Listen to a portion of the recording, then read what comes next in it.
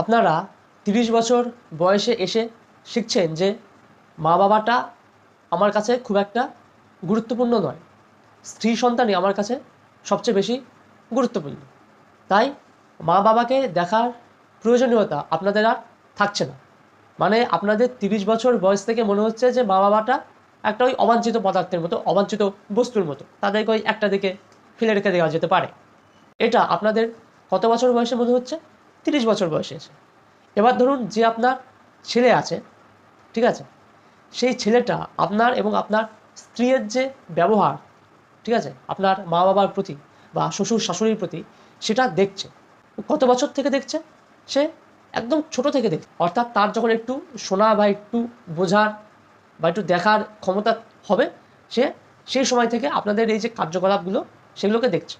ঠিক আছে, ধরে নিলাম ওই 8-9 বছর বয়স থেকে। এবার ধরুন 8-9 বছর বয়স থেকেই তাদের মনে হবে যে ও, আমার মা বাবা তো আমার দাদু ঠাকুমার সঙ্গে এইরকম ব্যবহার করছে, তাহলে বোধহয় মা বাবার সাথে এইরকমই ব্যবহার করা উচিত। তাহলে যেটা আপনারা 30 বছর বয়সে এসে বুঝতে পারছেন, আপনার ছেলে বা আপনার মেয়ে সেটা একদম ছোট বয়স থেকে সেটা বুঝতে পারছে, এবং কি খুব ভালো ট্রেনিংও পেয়ে যাচ্ছে তারা।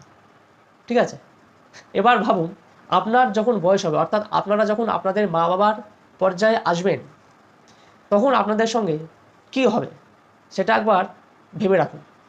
তখন কিন্তু আপনার ছেলেমেয়েকে দোষ দিতে যাবেন না যে আমার ছেলেমেয়েকে আমি মানুষ করতে পারিনি, আমার ছেলেমেয়ে মানুষ হয়নি, এটা কিন্তু বলবেন না। কারণ আপনার ছেলেমেয়ে মানুষ হতো, কিন্তু আপনারা আপনাদের ছেলেমেয়েকে মানুষ করতে পারেননি। মানুষ তৈরি করতে গিয়ে একটা জানোয়ার তৈরি করে ফেলেছেন। যেমন আপনারা নিজে একটা জানোয়ার, ঠিক সেই রকম আপনার ছেলেমেয়েও একটা জানোয়ার তৈরি হয়েছে।